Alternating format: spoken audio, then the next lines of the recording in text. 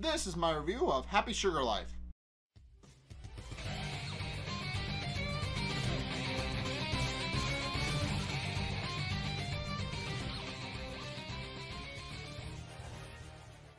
Okay, so this episode kind of cements what I was thinking. So, and also that sometimes people are a little bit messed up in this anime, apparently.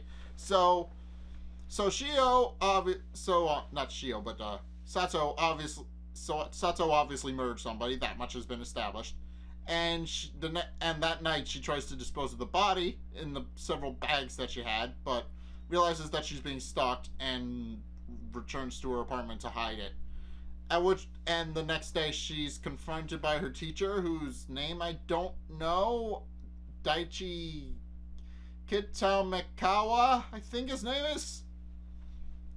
But yeah, Daichi, her teacher, whatever his name is, approaches her the next day and shows his concern, and also reveals that he believes that Sato killed her aunt, he believes that Sato still lives with her aunt. He doesn't suspect that she actually killed her until much later in the story, by the end of this episode, as a matter of fact.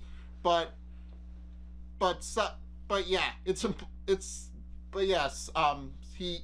Daichi confronts Sato about her behavioral issues and stuff like that, and says that if she never needs to talk, he'll be there for her, and she turns him down and then goes back to class, and then goes to work, and on her way home begins to feel like somebody's stalking her again, and at which point it's revealed to be her teacher. So he reveals that he's a little bit messed up. He's a little bit crazy. He's crazy about young girls, and Sato happens to fit that description because she is technically a high school student? ? It's never really stated what grade she's in, but I would assume she's a high school student. But yeah, she's confronted by him, and he reveals that he's crazy about her, literally. But she winds up pulling an alarm on him, and he walks away. The next day she confronts him with his perverted nature, and and blackmails him into disposing of her trash, quote unquote, for her in exchange for not telling anybody his secret. And he is forced to agree because he really doesn't want that secret getting out, that he's attracted to young girls. And he does that the next day, and then she goes back home where Sato discovers that Shio has been trying to take care of the house and comes very close to discovering Sato's secret. If she could have unlocked the door, she probably would have figured out the secret a while ago. But apparently she can't even reach it and doesn't even know how to unlock a door. So Sato's secret is safe for now. The next day she discovers that Tayo is now working at her new job, and because of the incident at his last job, he's a little afraid around older women. So yeah, he immediately has a panic attack when the manager tries to be helpful, and Sato has to talk him down from it. And it's also pointed out that he has a crush on somebody as well, and it's revealed to be Shio, and that he's a little crazy too. So yeah, it's not going too well. But eventually we do meet a new character-ish. We've seen him before, but he didn't officially get a name drop till this episode. And technically, he didn't even get a name drop in the episode. It was in the descriptor for the episode. It wasn't. They didn't even give him the courtesy of giving him a name in the episode. But anyway, we meet a guy named Asahi, who is presumably Shio's older brother, who has been handing out flyers for the past couple of days, trying to find Shio, presumably to bring her home. And he gets jumped one evening, and Tayo happens across him, and fights off the thugs that are beating him up, and he brings him back to the restaurant where Sato and him work. At which point he begins muttering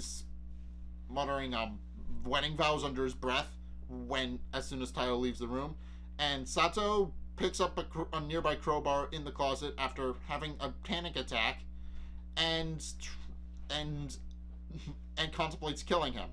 It's unknown if she actually does or not, or if it was all in her head, but she does pick up the crowbar and wind up for a swing. So who knows what actually happened to him. But yeah, this episode firmly establishes that yes, somebody is indeed looking for her, and also that some people may in fact be a little bit crazy about younger kids, and that Sato isn't really the only one. It was established in the last point, but it's becoming increasingly evident that that's going to be a recurring thing. That people have their own idea of what love is, and it's not actual love. So yeah, this episode firmly establishes that that's going to be a running theme. A lot of people don't really know what love actually is, Sato included. So we'll see how this continues to play a role in this show. But for right now, yeah, it's just established that that's a thing.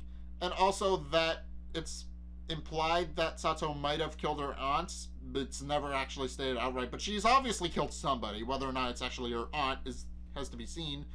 But we never actually see her aunt in the show, and Sato clearly isn't living with her aunt, so we can only assume things here. But yeah, that's my take on the second episode. I'm definitely gonna continue playing through this, but I have a bit of a interesting schedule tomorrow, so unfortunately this is the only thing I'm going to be able to pre-record. But yeah, wish me luck, because I have like 3 videos I need to upload tomorrow, one of which will be going up the same day, and yeah, that might take a toll on my brain a little bit. So this might be the last episode you see of me for, I don't know, a while. But yeah, if you guys have indeed enjoyed this episode of Happy Sugar Life and you like my review of it, what did you guys think? Let's get a discussion going in the comment section down below, or over on my Discord server, link in the description. Anyway, thank you guys so much for watching. If you enjoyed, be sure to like, comment, and subscribe, and also ring the bell so you get all the notifications, because YouTube's notification system is a little bit of a mess.